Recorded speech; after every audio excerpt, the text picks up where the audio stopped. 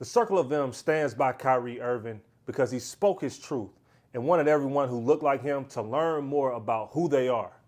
A mental note is needed here. Stay with me.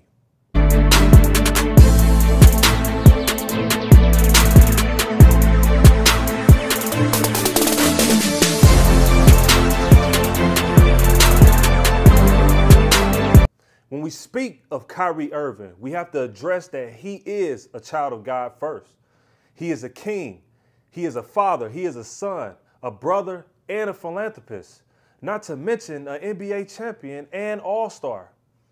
People ridicule Kyrie just like they did Jesus. Everything that was hidden from us is now coming to the forefront. So learning about your truth is good for your knowledge and your mental well-being. We also have to understand that God never fails.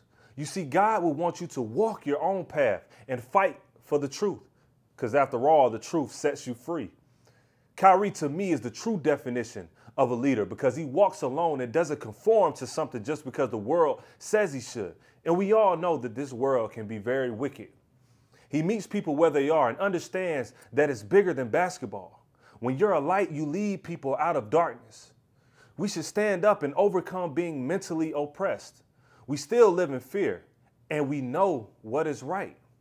It's time for us to take ownership of our minds and realize over time we become mentally weak and depressed because we lose sight of our voice that could transcend the world.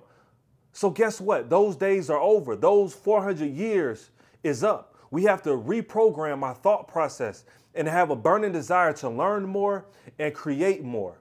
No one thought about sitting down with Kyrie to tap into his intellect and try to understand his beliefs and how he views the world. Or just tapping into our real history, not the history that was forced onto us by our oppressors. When you start to think outside the box, of course, it's not the norm, and it will be uncomfortable at first.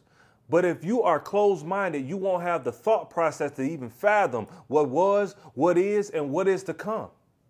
So I encourage you to think for yourself and build wisdom through the fear of the Most High. God truly has the last and final say, and his word has and will come to pass. So I'll leave you with this. And it's from the basic information before leaving earth. Revelations chapter 7. God's people will be preserved. I'm Marcus Smith II, and this is the Circle of Them.